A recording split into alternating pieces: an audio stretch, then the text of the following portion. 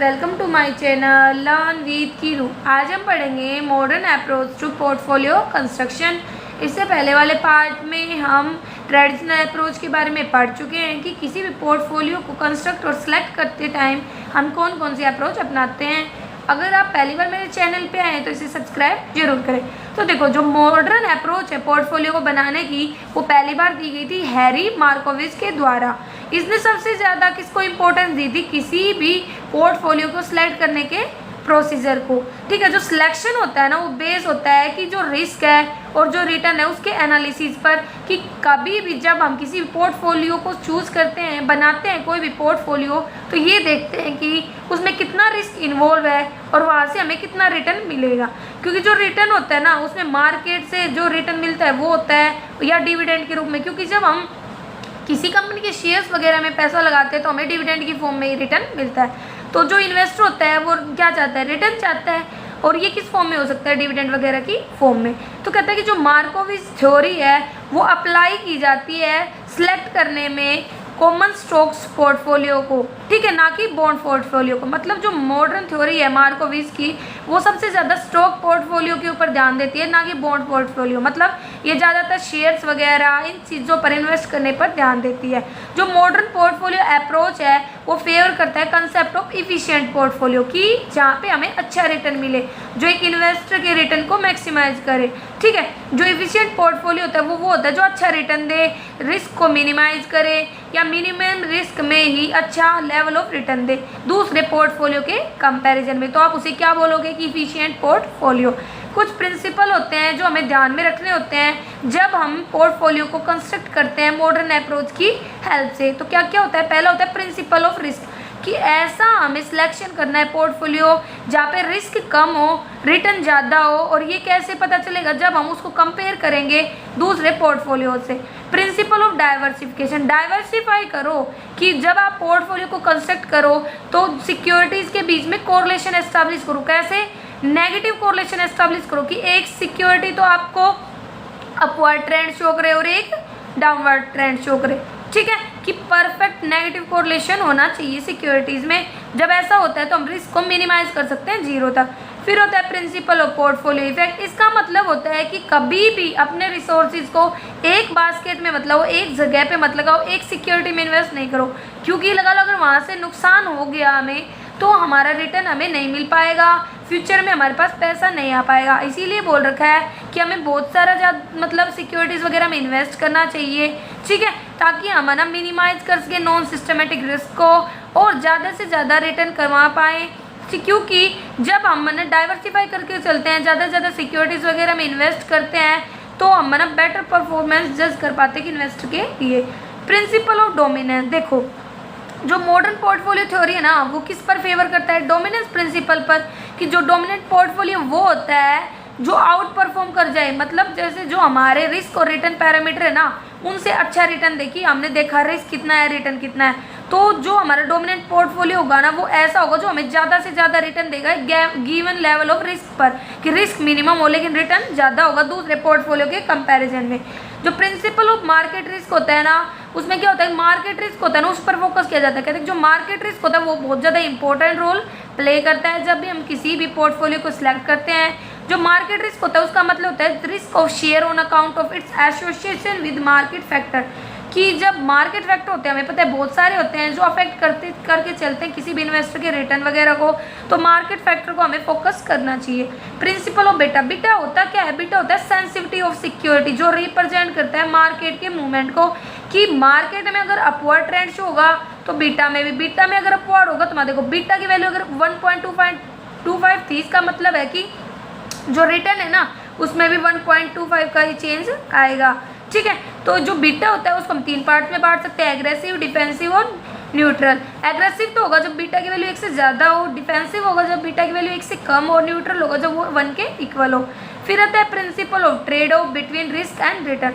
जो modern portfolio approach है ना, वो ये बिलीव करता है कि इन्वेस्टर ना वो रेशनल इन्वेस्टर होते हैं। रेशनल होते हैं जो सोच समझ कर डिसीजन लेते हैं। वो अपने इन्वेस्टमेंट को ऐसे करते हैं कि जहाँ पे अगर रिस्क ज़्यादा है तो वहाँ पे रिटर्न भी ज़्यादा होगा, और लोअर रिस्क है तो वहाँ पे रिटर्न भी लोअर होगा। वो हर चीज़ को एनालाइज करके डिसीजन लेके चलते हैं। प्रिंसिपल ऑफ अवॉइडेंस कहता है जो प्रिंसिपल है ना ये बताता है कि एलिमिनेट कर देना चाहिए ऐसी इन्वेस्टमेंट को, ऐसी सिक्योरिटीज़ को जहाँ पे high degree of non systematic risk होता है, क्योंकि जो नॉन सिस्टमेटिक रिस्क होता है ना वो अदर जो सिक्योरिटीज़ होते हैं उनके भी रिटर्न को ख़त्म कर देता है, इसीलिए उसे नॉन सिस्टमेटिक रिस्क वाले सिक्योरिटीज़ को अवॉइड करके चलना चाहिए।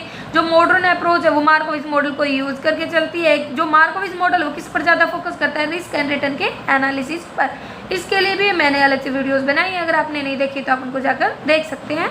फिर आता है इक्विटी पोर्टफोलियो कंस्ट्रक्शन स्ट्रेटजी। अब हम देखा यहाँ पे हम स्टॉक में तो इन्वेस्ट करते हैं इक्विटी वगैरह में, तो कहता है कि इक्विटी को बनाने के लिए कौन कौन सी स्ट्रेटजी वगैरह होंगी। तो कहता है कि अब एक सर्टेन एसेट्स मिक्स चूज़ करने के बाद हम अप्रोप्रिएट पोर्टफोलियो स्ट्रेटजी बनाते हैं अलग अलग कंपोनेंट्स वगैरह को ध्यान में रखते हुए कि स्टॉक में इन्वेस्ट करेंगे या बॉन्ड में। जो ये सिलेक्शन होता है ना ये डिस्कस करता है इक्विटी पोर्टफोलियो मैनेजमेंट स्ट्रेटजी और बॉन्ड पोर्टफोलियो मैनेजमेंट स्ट्रेटजीज। इनको दो पार्ट में बांटा जाता है। जो इक्विटी पोर्टफोलियो होती है उनको भी दो पार्ट में बांट सकते हैं, पैसिव और एक्टिव, और बॉन्ड को भी। ठीक है, तो देखो पैसिव पोर्टफोलियो स्ट्रेटजी कौन सी होंगी। कहता है कि जो है ना इंडेक्स होता है ना मार्केट का, जो एक स्पेसिफिक इंडेक्स वगैरह होते हैं उसको रेप्लिकेट करती है, उसको रिपीट करती है, उसके अकॉर्डिंग। अब जैसे भाई इंडेक्स में अगर अपवर्ड ट्रेंड होता है ना वो भी अपवर्ड ट्रेंड शो करती है। तो जो पैसिव इक्विटी पोर्टफोलियो स्ट्रेटजी होती है वो डिजाइन करती है पोर्टफोलियो को, मतलब कैसे रिप्लिकेट करे, मतलब कॉपी करे, रिपीट करे जो परफॉर्मेंस है एक स्पेसिफिक इंडेक्स की। जो पैसिव स्ट्रेटजी होती है वो कहता है कि वो किस प्रिंसिपल पर बेस होती है कि जो कैपिटल मार्केट है ना वो बहुत अच्छा इफिशियंट है किसके रिगार्डिंग, जो भी हमारे पास इंफॉर्मेशन है उसके रिगार्डिंग। ठीक है, इसीलिए कहता है कि जो सर्च है ना रिटर्न वगैरह की एक्टिव स्ट्रेटजी से वो मतलब अनप्रॉफिटेबल होगी। ठीक है, इसीलिए पैसिव स्ट्रेटजी हमारे लिए यहाँ पे सुटेबल मानी जाती है। तो देखो इसमें क्या क्या बोल रखा है, इंडेक्स पोर्टफोलियो कंस्ट्रक्शन टेक्निक। जो पैसिव होती है उसमें हम इंडेक्स पोर्टफोलियो कंस्ट्रक्शन टेक्निक का यूज़ करते हैं।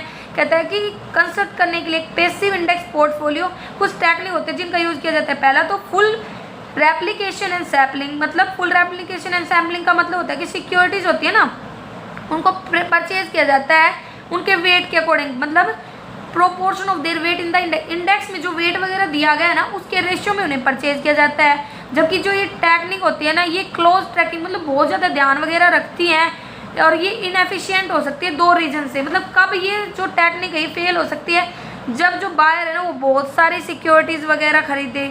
ठीक है, मतलब उसके कारण क्या हो जाता है, ट्रांजेक्शन कॉस्ट बढ़ जाती है। ठीक है, दैट में डिमिनिश। इससे क्या होता है कि जो रिटर्न वगैरह होता है, परफॉर्मेंस वगैरह हो जाती है वो खत्म हो जाती है।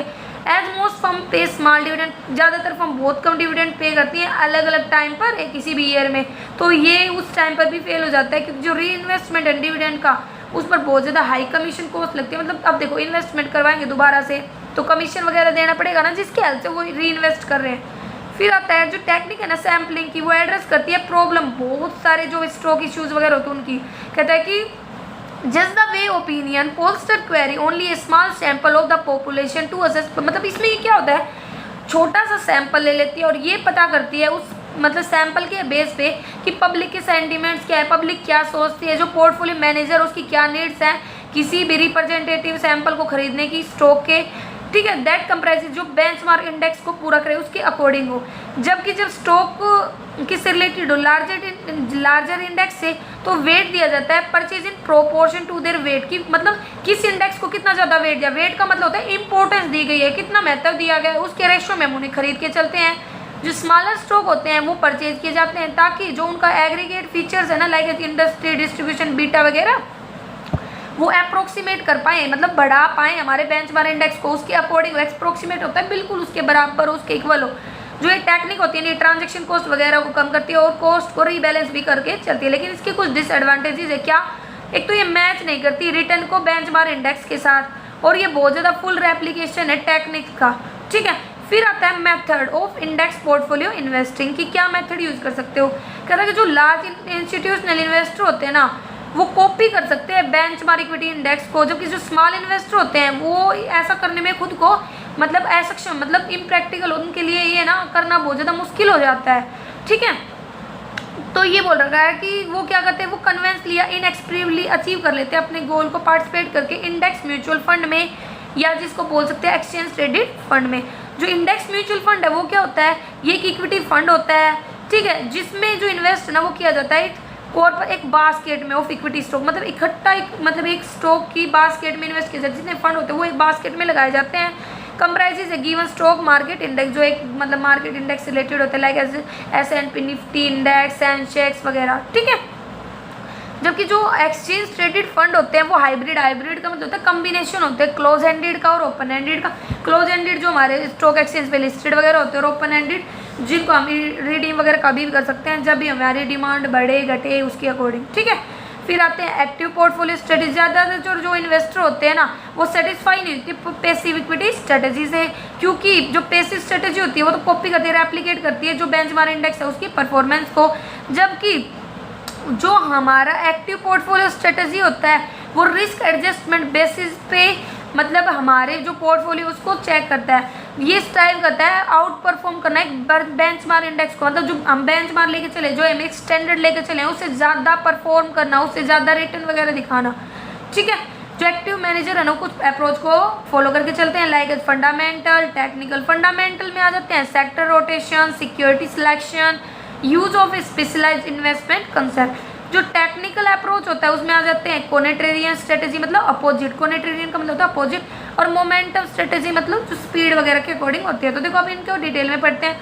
सेक्टर रोटेशन होता है जिसमें मतलब वेट दिया जाता है अलग अलग सेक्टर को, अलग अलग इंडस्ट्रीज को, और उसके अकॉर्डिंग रोटेट किया जाता है उनके जो भी हमने वेट दिया उसके अकॉर्डिंग। जैसे ये बिलीव किया जाता है अगर फाइनेंशियल सेक्टर या पैरामेडिकल जो सेक्टर है वो अच्छा करेगा दूसरे सेक्टर के कंपेरिजन पे, तो हम इसको ज़्यादा वेट दे देते हैं। दूसरा आता है सिक्योरिटी सिलेक्शन, कहता है कि मोस्ट कॉमनली यूज्ड है किया जाता है ये किन के द्वारा, जो एक्टिव पोर्टफोलियो स्ट्रेटेजी वगैरह को यूज़ करके चलते हैं। सिक्योरिटी सिलेक्शन में क्या आता है, आइडेंटिफाई करना इंडिविजुअल स्टॉक्स को that appear to be undervalued, जो मतलब बहुत ज़्यादा अंडर वैल्यूड हैं, जिनकी ग्रोथ ज़्यादा नहीं है, ये जो स्टॉक होते हैं ओवर वेट दिया जाता है, मतलब इन्हें, जबकि जो ओवर वैल्यूड स्टॉक होते हैं उन्हें अंडर वेट दिया जाता है, ठीक है।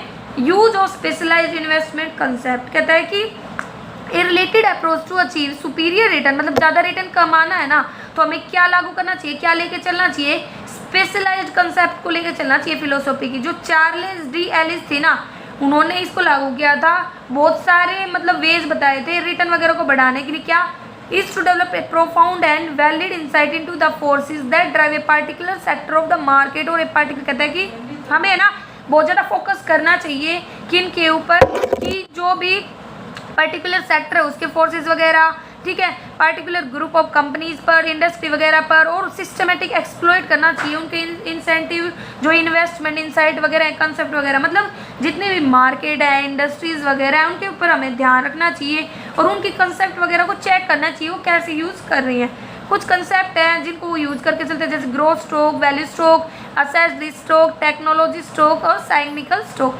एडवांटेजेस क्या हैं इसकी, ये फोकस करता है हमारे एफर्ट्स को कुछ काइंड ऑफ इन्वेस्टमेंट पे और हमारी एबिलिटी और टैलेंट के अकॉर्डिंग, ठीक है। ये अवॉइड करता है डिस्ट्रैक्शन, कि मतलब अलग अलग अल्टरनेटिव पे हमारे डिस्ट्रैक्शन ना जाए।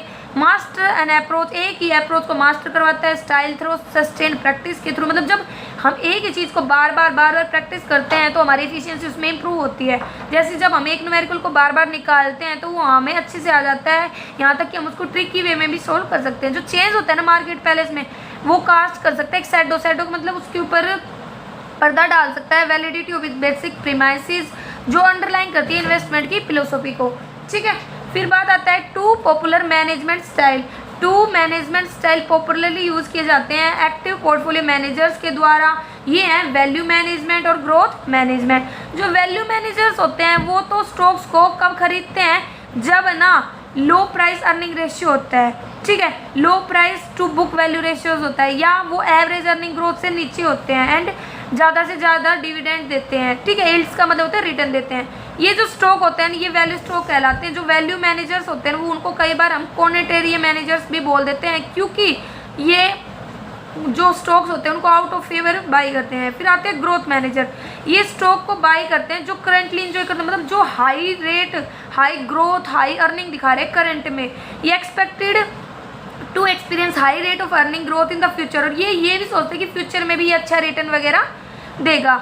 जो ये स्टॉक होते हैं इनको ग्रोथ स्टॉक या ग्लैम्योर स्टॉक बोलते हैं, क्योंकि ये बहुत ज़्यादा रिटर्न वगैरह देते हैं, हाई प्राइस अर्निंग रेशियो या high price to book value ratio या अबव एवरेज अर्निंग ग्रोथ या लो डिविडेंड यील्ड भी बोल सकते हो। इनके फीचर्स बता रखे कि वैल्यू स्टॉक के क्या होते हैं और ग्रोथ स्टॉक के क्या होते हैं। फिर बात आता है हमारा टेक्निकल एनालिसिस या क्वांटिटेरियन स्ट्रेटेजी। जो टेक्निकल एनालिसिस है उसमें आता है स्टडी करना इंटरनल मार्केट की डाटा को, ताकि जो प्राइसेस है, वॉल्यूम है ना, हम उनको डिटरमाइन कर पाए, कैलकुलेट कर पाए the direction of future price movement, कि फ्यूचर में क्या चेंजमेंट होगा, प्राइस में क्या मूवमेंट होगा। ठीक है, ये क्वांटिटेरियन भी हो सकते हैं या मोमेंटम भी हो सकते हैं। क्वांटिटेरियन स्ट्रेटेजी का क्या पर्पज होता है, that the best time to, की मतलब एक स्टॉक को खरीदने का सही समय कब क्या होता है, जब ज़्यादातर जो इन्वेस्टर है ना वो मतलब उस स्टॉक को ना परचेज करना चाहे, बीरिश हो, मतलब वही सोचे मार्केट तो बहुत लो लेवल पे है, और बेचने का सही समय होता है जब वो सोच रहे हो बुलिश में हो, मतलब जब सभी इन्वेस्टर खरीदना चाह रहे हो। ठीक है, जबकि टेक्निकल एनालिसिस में मोमेंटम स्ट्रेटजी ये कहती है कि जो मतलब रिसेंट ट्रेंड है ना प्राइसेस का, हमें वो देखना चाहिए कि जो स्टॉक है वो कब हॉट होता है, मतलब कब मार्केट में ज़्यादा डिमांड है तो रखो कि वो हॉट सिचुएशन में रहे, और कब वो कोल्ड है, मतलब जब ज़्यादा उस पर चेंजेस वगैरह नहीं आए तो कोल्ड ही रहे। ठीक है, तो कहता है कि जबकि कुछ वैलिड इकोनॉमिक्स रीजंस भी हो सकते हैं रिसेंट ट्रेंड के ऊपर रहने के। फिर बात आते हैं bond portfolio construction strategy. 3 broad options दे रखे हैं, पैसिव, इम्यूनाइजेशन और एक्टिव। पैसिव में तो क्या कहता है कि buy and hold strategy and indexing strategy के ऊपर फोकस किया जाता है। जो बाई एंड होल्ड स्ट्रेटेजी होता है उसमें होता है कि एक सिलेक्ट करना है एक बॉन्ड पोर्टफोलियो को एंड स्टेइंग विद इट, उसको खरीद लिया और उसी के साथ रहना। ठीक है, and unindexing strategy calls for binding a portfolio that minor a well non index. ठीक है, जो मतलब किसको मिरर करती है, एक वेल नॉन इंडेक्स को। इम्यूनाइजेशन स्ट्रेटेजी क्या कहती है कि जो इम्यूनाइजेशन स्ट्रेटेजी है calls for creating a portfolio of bond जिसका जो ड्यूरेशन है वो मैच करता है जो भी लायबिलिटी का ड्यूरेशन है उसके साथ। ठीक है, ताकि हम मतलब जो भी हमारी प्रोसीड्स है ना पोर्टफोलियो की उसको मैच कर पाए। Matching of this kind immunisation the portfolio against interest rate risk, कि किसके साथ इम्यूनाइज करता है कि भाई कितना इंटरेस्ट रेट रिस्क है। ठीक है, ऑब्वियसली जो इम्यूनाइजेशन स्ट्रेटेजी होती है ना वो पीरियोडिक रीबैलेंसिंग भी इन्वॉल्व करके चलती है पोर्टफोलियो में, ताकि जो ड्यूरेशन है बॉन्ड पोर्टफोलियो की उसको भी हम मैच कर पाएँ लायबिलिटी की ड्यूरेशन वगैरह के साथ। ठीक है, एक्टिव स्ट्रेटेजी क्या कहती है, एक्टिव बॉन्ड पोर्टफोलियो स्ट्रेटेजी है ना seeks to profit mainly by forecasting internet, मतलब इंटरेस्ट रेट को फोरकास्ट वगैरह करना कि उसमें क्या बदलाव होगा, मिस प्राइसिंग जो भी है बॉन्ड्स के उनको एक्सप्लॉइट करना। ठीक है, तो ये उन पर फोकस करके चलती है। जो एक्टिव बॉन्ड पोर्टफोलियो मैनेजर होते हैं ना वो रेगुलरली मॉनिटर करके चलते हैं मार्केट में क्या चेंजेस हो रहे हैं, कब तो इंटरेस्ट रेट गिर रहे हैं, कब बढ़ रहे हैं, तो उसके अकॉर्डिंग वो अपने एक्शंस वगैरह लेते हैं। तो यहाँ पे हमारी मॉडर्न जो सिलेक्शन स्ट्रेटेजी है वो खत्म होती है, मॉडर्न जो मेथड है वो खत्म होता है। अगर आपको यहाँ तक कोई भी कन्फ्यूजन हो तो आप कमेंट करके पूछ सकते हैं। पहली बार मेरे चैनल पे आए तो इसे सब्सक्राइब करें, लाइक करें और मेरी वीडियो कैसी लगी कमेंट करके ज़रूर बताएं। Thank you.